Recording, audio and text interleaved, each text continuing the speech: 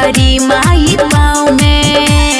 बड़ी भागे हाँ बड़ी भागे अइली मैया गाँव में। आसनो लागल निमिया छाँव में। बड़ी भागे अइली मैया गाँव में। आसनो लागल निमिया छाँव में।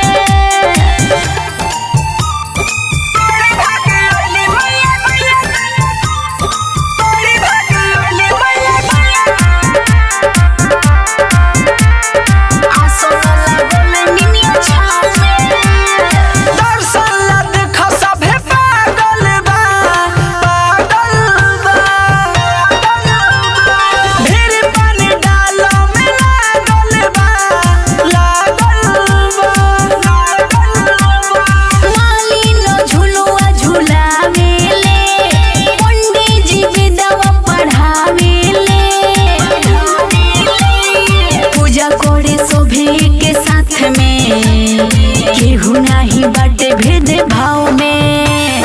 बड़ी भागे अइली मैया गाँव में।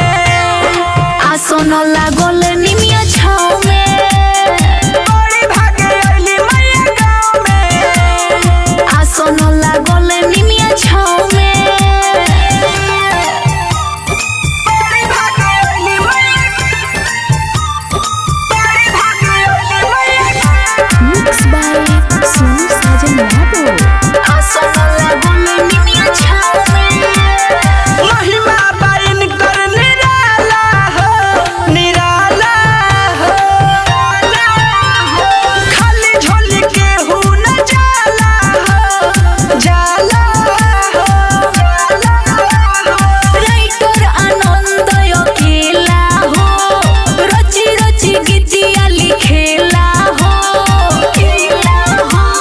सोनू सरिता बारी साथ में। गावेले भजन भाई भाव में। बड़ी भागे अइली मैया गाँव में। आसनो लागल निमिया छाँव में। बड़ी भागे अइली मैया गाँव में। आसनो लागल निमिया छाँव में।